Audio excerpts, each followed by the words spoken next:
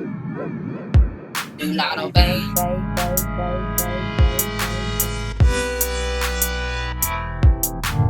Zombie talk.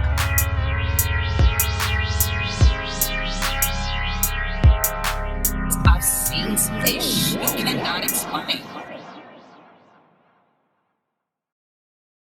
What's up, guys? It's me, Do Not Obey, and let's get into another video. Mark and his time machine. I believe he did it.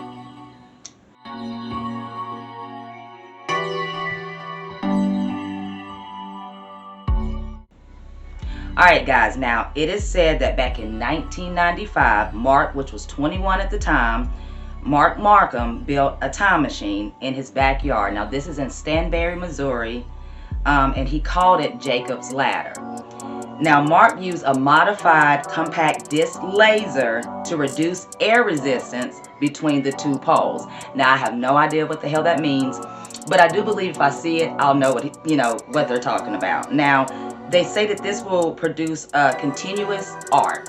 Now when turned on and used on the pavement, a heat mark would appear. But the strange thing is that it would be a circular pattern. They said that it looked like a vortex.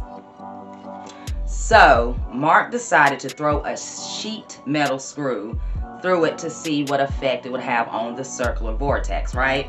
Now Mark also claimed that he did disappear for about a half a second and then reappeared a few meters away. Now I know that, remember this because I want you guys to remember what I just said. I'll read it again. Now, Mark claims he disappeared for about a half of a second, then reappeared a few meters away later, okay? Remember this. Now, at the time, Mark was a student dealing with electricity. His friends did say that he was very, very intelligent. Now, after the testing, of his first time machine, Mark figured it needed more power, okay, to make it work.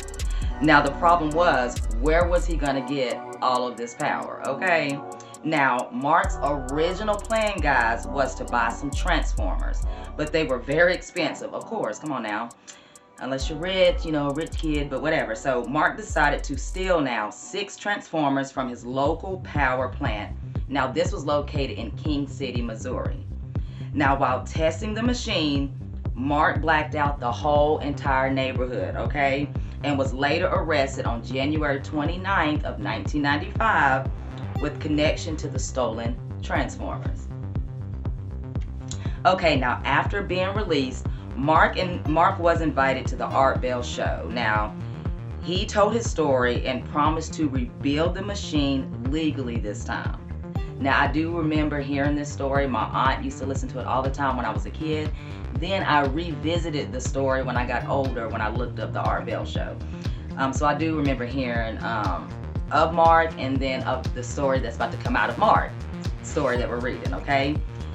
So with help from the listeners, guys, giving him spare parts, donations for his next machine, which he said was going to be bigger and more powerful than the last. And in addition to that, with everything everybody helped him, gather, he was able to install a rotating magnetic field similar to the ones used in the U.S. military during the Philadelphia experiment. Okay, guys, now a year later, he was invited back to the Art Bell show. Now, Mark claimed that he was experimenting with more sophisticated machine now. Now, he said that the electromagnetic vortex was large enough for a man to enter this machine that he is now working on. Now, at the end of the interview, Mark claimed that he did have enough voltage. Now, he had enough now to run this machine.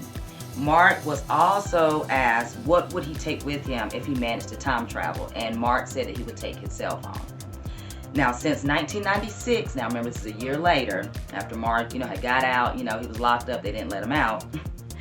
Mark's second and final appearance now on the Art Bell show, Mark also had stated that he had 30 days now to complete his legal time machine.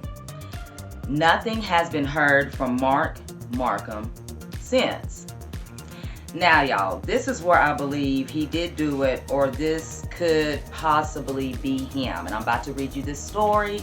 Let's jump into this. Now, Shortly after Mark disappeared, a listener on the Art Bell show called in to talk about a strange story that he had encountered.